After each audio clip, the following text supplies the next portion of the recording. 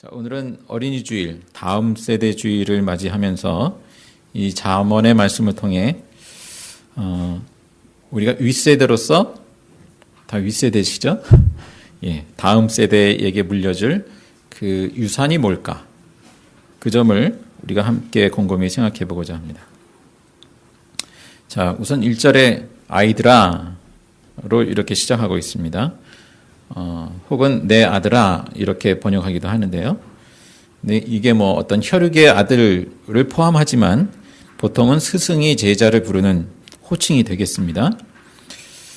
자, 오늘 이 아이들아, 물론 다음 세대를 향한 그러한 메시지가 되겠습니다만 그 이전에 우리 또한 하나님 앞에서 아이다, 하나님의 자녀다 라는 그러한 마음으로 이 음성을 들을 수 있기를 바랍니다. 자, 아이들아 내 가르침을 잊지 말고 내 계명을 내 마음에 간직하여라. 고면합니다. 자, 내 가르침, 내 계명. 그 내용이 뭘까요? 그 다음 이어지는 구절에 보니까 크게 네 가지로 충고하고 있습니다. 그 네 가지의 내용을 우리가 한 가지씩 살펴보고자 합니다. 3절에요. 인자와 진리를 저버리지 말고 그것을 목에 걸고 다니며 너의 마음속 깊이 새겨두어라 했습니다. 인자와 진리를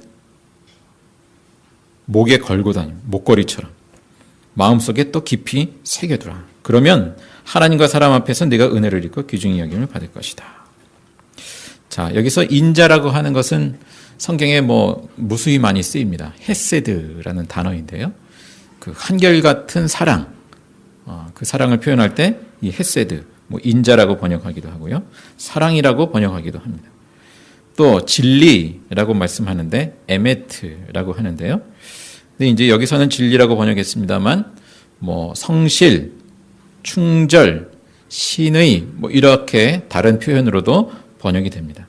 근데 여기에 맥락상에는 진리라고 하면 맞긴 하는데 그 좀 이렇게 뜻이 분명하게 다가오지 않는 것 같아요. 그 신의라고 하면 더 적절할 것 같습니다. 그래서 달리 표현하면 인자와 진리는 사랑과 신의를 저버리지 말고, 그렇게 이해할 수 있겠습니다. 자, 이 사랑과 신의, 인자와 진리라고 하는 것은 우리 사람과 사람 간에 요구되는 어떤 특성일 뿐만 아니라 하나님과 사람 사이에 먼저 하나님께서 보여주신 특성이죠. 사랑과 신의, 신실함. 또 하나님을 대하여서 우리 인간에게 요구되는 특성이기도 합니다. 자, 무엇보다 예수님이 제자들에게 보여주신 그 하나님의 본성이라고 하는 것은 바로 한결같은 사랑, 그리고 그 신의라고 하는 것, 신실함이라고 하는 것이죠. 자, 그런데 이 사랑과 신이라고 하는 것. 우리가 이것을 다음 세대에 잘 가르쳐 주면 좋겠구나. 그 마음을 동일하게 품습니다만, 그런데 한계를 부닥치는 게 있어요. 이 사랑과 신의는 단지 말로만 전해지는 것은 아니죠. 우리의 삶을 수반합니다. 자, 지금 아이들에게, 제자들에게, 자녀들에게 충고한다라는 것은 이 윗세대가 그러한 삶을 이미 어느 정도 본으로 보여주면서 살아가면서 말할 수 있는 거 아닙니까? 그러한 삶을 이 말씀이 요구하고 있는 거 아닙니까? 근데 이게 참 어렵다고 여겨집니다. 사랑과 신의로 이 부모된 내가 살아간다라는 것, 하나님 앞에서, 사람들과의 관계에서 간단치 않죠. 또 내 입장에서는 사랑과 신의로 한다지만 다음 세대, 자녀 입장에서는 다르게 받아들이는 경우가 또 참 많이 있는 것 같아요. 문제는 이 사랑과 신의의 표현 방식입니다. 자, 특히 우리 아버지의 세대를 한번 떠올려 보겠습니다. 저도 포함되는 거고, 윗세대의 아버지의 그 문화. 사랑과 신의라는 것을 자녀 세대에 어떻게 표현하나요? 어떻게 표현했다고 기억하시나요? 아마 많은 경우는 열심히 돈을 벌어서 공부 뒷바라지 하는 거. 그게 아버지로서의 그 아주 이제 중요한 역할로. 근데 사실은 그게 마치 전부가 된 것처럼 그렇게 열심히 살아오시면서 그렇게 보여주시지 않았나. 저희 아버지 떠올려 볼 때, 저희를 사랑하셨죠. 그러나 그것은 많은 경우에 표현되지 않는 사랑이었어요. 예. 언제나 멀지 않은 곳에 계셨어요. 그러나 가깝지도 않았어요. 그러니까 그 친밀함에 있어서, 그러니까 스킨십, 대화, 또 뭐 어린 시절 같으면 같이 노는 것, 뭐 그런 경험이 저도 역시 별로 없습니다. 여기 계신 분이 계신지 모르겠습니다만, 아버지는 순종의 대상이었지, 또 부모 자녀 간의 어떤 수평적인 어떤 문화를 공유하고 같이 나누고 하는 그런 어떤 문화가 아니었던 것 같아요. 저희 역시 그러했습니다. 제가 초등학교 5학년 때인지 정확히 기억이 안 납니다만 그런 적이 있었습니다. 그 방학 때 그 사촌, 형도 있고 동갑내기도 있고 저희 집에 놀러 왔어요. 그래서 이제 밤늦게 이제 노는데 뭘 하고 놀았냐 하면 트럼프로 이제 돈 따먹기를 했습니다. 그때 이제 저희 집이 그 문 위쪽에는 유리창이 있었어요. 유리창. 그래서 밤에 이제 놀래니까 아버지 안방에 그 불빛이 새가면 들키니까 책으로 이렇게 가려놓고 빛이 새지 않게 그리고 조용조용히 트럼프를 하면서 동전 따먹기, 뭐 크게 한 건 아니고 동전 따먹기를 했습니다. 근데 이제 아버님 저 안방에 문소리가 들리는 거예요. 그래서 얼른 동전들을 담요 밑에 쑤셔놓고 탁 누워가지고 저는 책 보는 척하고 아버님이 들어오셔서 뭐하냐? 하필 저를 보면서 이렇게 물으셔가지고 책 보고 있는데요. 근데 밑에서는 동전 소리가 부적 이제 났습니다. 민망해졌죠. 아버님이 약간 서운해하신 걸로 압니다. 뭐 그 자체보다도 기억하기로는 제가 어쨌든 거짓말을 한 거잖아요. 아버님이 제가 기억하는 아버님은 그 굉장히 정직한 거를 소중히 여기시는 분이었거든요. 그러니까 제가 아버님께 신의를 저버린 셈이죠. 그래서 이제 그 다음날 그 사촌들은 밥 먹고 나서 그냥 이렇게 집으로 돌아갔습니다. 그리고 뭐 특별히 말씀은 없으셨어요. 그리고는 아무 말도 없었다. 뭐 이렇게 됐습니다. 근데 이제 한편으로는 그런 생각을 합니다. 뭐 지나놓고 보면 뭐 작은 사례입니다만 그 다음날 아버지가 사촌들이랑 딱 불러가지고 야 우리 아이스크림 내기 한판 하자 뭐 이래가지고 트럼프를 같이 했으면 그러면 어땠을까? 그러면 더 유종의 미를 거둘 수도 있지 않을까? 뭐 한 방법입니다만 이제 그런 생각을 해봅니다. 근데 이제 그때 당시에 그 아버님과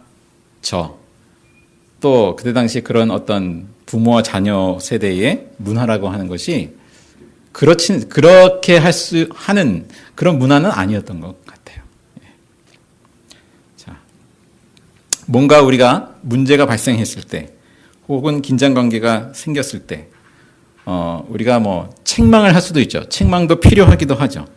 그러나 또한 그와 수반해서 대화의 과정도 필요한 것이 아니겠는가. 근데 그러한 대화의 문화가 잘 발달하지 못했습니다. 특히 과거에는 이 사랑과 신의라고 하는 것, 이것을 수직적인 문화 속에서 전달을 했습니다. 부모와 자녀, 스승과 제자, 선배와 후배, 이 수직적인 구분이 아주 명확했지 않습니까? 처음 만나면 뭐부터 확인하나요? 나이부터 확인하잖아요.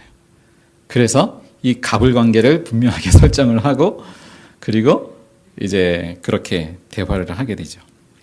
참 우리나라 말이라고 하는 것이 이게 뭐 영어 같으면 다 뭐 나이 고하를 막론하고 you 하면 되는데 그런데 우리나라 말은 어떻습니까? 이 나이 고하를 따져서 이 존칭을 써야 되고 약간 말을 흐렸다가는 이게 버릇없는 사람이 돼버리기 참 쉽고 그렇죠. 자, 그런데 우리가 이제 시간이 갈수록 이게 점점 다음 세대로 갈수록 이제는 이 사랑과 신이라고 하는 것을 이 수직적이고 혹은 일방적인 가르침의 방식이 아니라 이 수평적이고 상호적인 대화의 방식으로 전하고 나눌 필요가 더 커졌다라고 보여집니다.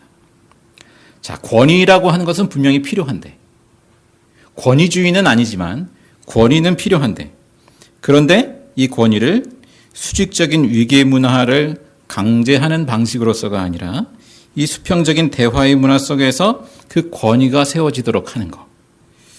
그러한 노력들이 더 필요한 것이 아니겠는가라는 것이죠.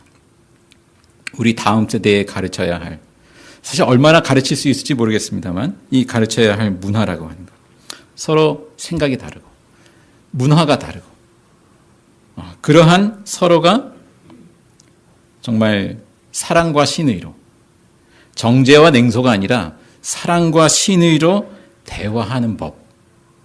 그것을 우리 윗세대도 배우고 다음 세대도 더욱 배워야 하지 않겠는가. 이 땅의 모든 갈라진 관계들이 있죠. 또 남북 간의 평화를 위한 그런 노력들도 있습니다. 이런저런 것들을 생각해 본다면 더더욱 필요한 부분이 그렇게 사랑과 신의로 서로 대화하는 법. 그것을 우리는 잘 익히지 못한 세대였지만 그러나 우리 다음 세대만큼은 더욱 그러한 문화를 더 풍성하게 하도록 우리가 돕는 역할을 해야 되지 않겠는가라는 것이죠. 자, 예수님은 이 땅의 성육신, 이 땅의 육신의 몸으로 오셔서 어떻게 하셨습니까? 섬김을 받으려 함이 아니라 섬기러 왔다 하셨죠. 제자들과 함께 하시고 그리고 세리와 죄인들의 친구가 되셔서 함께 하시고 대화하시고 섬기셨습니다. 섬김 받음으로서가 아니라 섬김으로 권위를 획득하셨습니다. 뿐만 아니라 예수님은 제자들의 그 무지와 또 그 배반 그럼에도 불구하고 십자가에 죽기까지 끝까지 사랑하셨다. 신실하셨다라는 것이죠. 그 예수님께서 보여주신 그 하나님의 사랑과 그 신의 그것을 우리가 온전히 가슴에 담고 목에 걸고 그리고 그렇게 우리가 말의 가르침뿐만 아니라 우리의 삶을 통해서 더욱 다음 세대에 전수해 줄 수 있기를 간절히 바랍니다. 자, 다음 세대를 향한 두 번째 충고는 무엇입니까? 5절의 말씀. 너의 마음을 다하여 주님을 의뢰하고 너의 명철을 의지하지 말아라.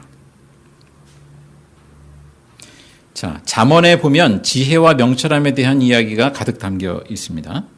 근데 그 내용들을 가만히 들여다보면 뭐 사실 성경에만 있는 내용은 아니에요. 많은 부분이. 뭐 고대 근동의 사회에 두루 이렇게 또 찾아볼 수 있고요. 또 우리 동양에서도 온 세계에 보편적으로 통용될 만한 아주 현실적인 그러한 지식과 지혜들을 담고 있습니다. 다만 차이가 있다면 무슨 차이가 있을까요? 그것은 우리 인생의 성공이라는 것이 사람의 지혜를 넘어서 그 하나님을 경외하는 삶, 하나님의 뜻을 따르는 데 있다라는 것이죠. 그 잠언의 중심 주제를 담고 있는 대표적인 구절을 한 구절을 읽는다면 9장 10절을 언급할 수 있겠습니다. 우리 같이 읽어볼까요? 9장 10절.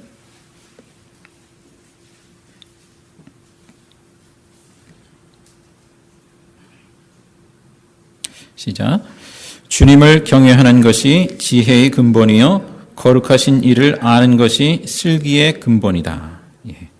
결국 잠언에서 말씀하고 있는 지혜로운 사람이란 자기 머리를 의존하는 사람이 아니라 하나님을 경외하는 사람이다 라는 것이죠.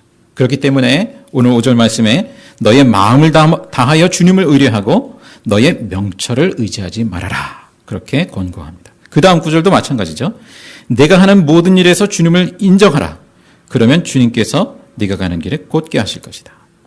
스스로 지혜롭다고 여기지 말고 주님을 경외하며 악을 멀리하여라. 자, 지혜라는 것, 지혜로운 사람이라는 것은 자기 지혜가 한계가 있음을 아는 사람이죠.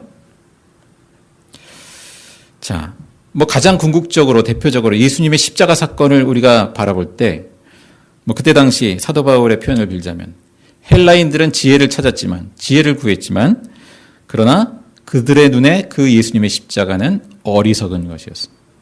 이해할 수 없었습니다. 그 처참한 몰골로 죽어가는 예수님, 그 예수님의 그 십자가가 어떻게 하나님의 그 어떤 구원, 하나님의 지혜가 담겨 있단 말인가. 이해할 수 없었습니다. 자, 그러나 하나님의 지혜는 우리의 생각을 뛰어넘는 것이죠. 주님을 경외하고 의뢰하는 삶, 그것이 우리에게 그 지혜로운 삶의 중심이다라는 것입니다. 자, 근데 여기 그 의뢰한다라는 것, 주님을 경외하고 의뢰한다는 것이 도대체 뭘까를 좀 생각해 보고자 합니다. 크게 두 가지로 생각해 보죠. 첫째는 뭐 여기서 주님, 영어로 Lord 그렇게 표현하듯이 모든 일에서 정말 주님을, 하나님을 나의 주님으로 인정하는 것, 주님의 자리에 두는 것, 그것이죠. 그것이 인정하는 거죠. 존재를 인정하는 게 아니라 모든 일에 사실은 주인의 자리에 내가 있거든요. 내가 이제 그 주인의 자리에서 내려오고 그 자리에 하나님께서 주님 되시도록 하는 것. 자, 예수님이 십자가에서 죽기까지 우리의 죄를 사하시고 우리를 하나님의 자녀 되게 하셨다라는 것. 그것은 이제는 더 이상 내가 주인 되어서 살지 않고 하나님이 주님 되셔서 그 하나님의 다스림, 하나님의 나라 가운데 살도록 하기 위함 아닙니까? 주님을 의뢰하는 삶을 내가 범사에 살아가고 있는가? 두 번째는 자, 주님을 경외하고 인정한다라는 것이 뭘까? 이미 말씀한 대로 잠언에는 그 지혜에 대한 말씀이 가득 담겨 있는데 오늘 3장 19절, 그 밑에 가시면 3장 19절에도 자, 지혜에 대하여서 이렇게 표현하고 있습니다. 주님은 지혜로 땅의 기초를 놓으셨고 명철로 하늘을 펼쳐 놓으셨다. 그러니까 하나님이 창조하실 때 지혜로 창조하셨다라는 것. 무슨 말인가요? 그러면 하나님의 창조 세계를 보면 하나님의 지혜가 담겨 있다. 하나님의 창조 원리, 하나님의 창조 질서를 따라서 사는 것이 주님을 인정하는 것이겠구나 라는 것이죠. 또 한 가지는 결국 예수님께서 하나님의 세상을 이처럼 사랑하사 독생자를 주셨으니 요한복음 3장 16절에 있는 말씀처럼 결국엔 십자가에 죽기까지 세상을 사랑하시고 구원의 길을 여시는 주님. 하나님께서 세상을 사랑하시고 구원하시는 그 섭리. 그것을 성경에서 말씀하고 있죠. 그렇다고 한다면 바로 그 십자가의 원리, 하나님의 사랑과 구원의 원리를 따라서 사는 것이 주님을 인정하는 것이겠구나. 자, 우리가 이제 요즘 교회 공간을 통한 그 어떤 지역 섬김에 대해서도 의논을 하고 있습니다. 우리 교회 공간을 통해서 표현하고자 하는 것도 바로 이와 같은 것이라고 믿습니다. 하나님의 창조 질서를 따라서 우리가 살아가고 그렇게 그것이 더욱 확산되게 하는 그러한 허브 역할, 플랫폼의 역할을 교회가 어떻게 할 수 있을까? 또 그 예수님의 십자가에서 보여주신 그 사랑, 내가 너희를 사랑한 것 같이 너희도 서로 사랑하라. 또 내 이웃을 내 몸과 같이 사랑하라. 그 사랑을 우리가 어떻게 이 공간을 통해서 표현할 수 있을까? 그 부분을 우리가 감당하고자 합니다. 그리고 그 삶의 중심에는 누가 있나요? 내가 아니라 주님이 계신 것이죠. 십자가에 죽으시고 부활하신 예수님이 중심에 있습니다. 자, 6절 하반절에 보면 그렇게 하면 주님께서 네가 가는 길을 곧게 하실 것이다. 그러니까 무조건 잘 된다는 말이 아니라 바른 길을 인도하신다라는 말씀이죠. 8절 하반절에도 그러면 이것이 너의 몸에 보약이 되어 상처가 낫고 아픔이 사라질 것이다.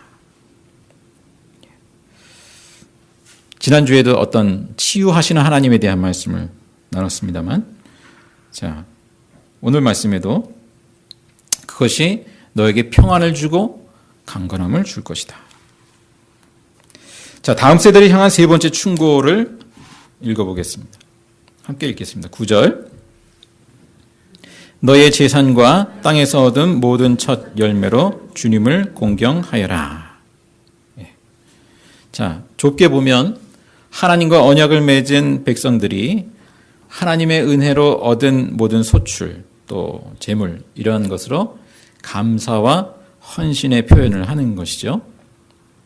근데 이제 그 뜻을 좀 더 생각해 보면 내게 주어진 소유와 소득을 통해서 주님이 기뻐하시는 일, 주님이 영광 받으시는 일에 사용하라는 말씀으로 듣습니다. 우리가 물질에 있어서 먼저 주의 나라와 주의 의를 구하라는 예수님의 말씀과 같은 맥락이죠. 그러면 너의 창고가, 곡식 창고가 가득 차고 너의 포도주통에 햇 포도주가 넘칠 것이다. 우리가 자녀 세대, 다음 세대를 향해서 경제관, 물질관, 하나님 앞에서 그 물질을 어떻게 관리하고 사용하고 하나님께 영광을 돌릴 것인지 그 부분을 가르쳐라. 본을 보여라. 그렇게 권면하는 말씀으로 됐습니다. 자, 마지막 다음 세대를 향한 네 번째 충고입니다. 11절의 말씀에 아이들아, 주님의 훈계를 거부하지 말고 그의 책망을 싫어하지 말아라. 주님은 당신이 사랑하시는 사람을 꾸짖으시니 마치 귀여워하는 아들을 꾸짖는 아버지와 같으시다. 자, 두 가지를 기억하게 합니다. 하나는 하나님의 책망이 있을 때, 하나님이 직접 말로 들려주시나요? 그런 건 아니죠. 어떤 사람을 통해서든 부모를 통해서든 스승을 통해서든 어른을 통해서든 훈계하고 책망할 때, 또 여기 책망에는 어떤 시련의 과정도 포함되어 있다라고 여겨집니다. 그래서 가볍게 여기지 말고 무겁게 받아들여라. 그러나 또 한 가지 기억할 것은 그 하나님의 책망이라고 하는 것은 사랑에서 비롯된 것이다. 하나님의 사랑에서 비롯된 것임을 잊지 말아라. 그 충고를 하고 있습니다. 자, 우리가 어린이 주일을 맞이하면서 우리 자녀의 세대에게 이렇게 이 잠언의 가르침, 잠언의 말씀을 통한 주님의 가르침을 말로서만이 아니라 그 가르침에 합당한 우리의 삶을, 그 삶의 문화를 정말 유산으로 우리가 물려줄 수 있기를 간절히 바랍니다. 기도합니다.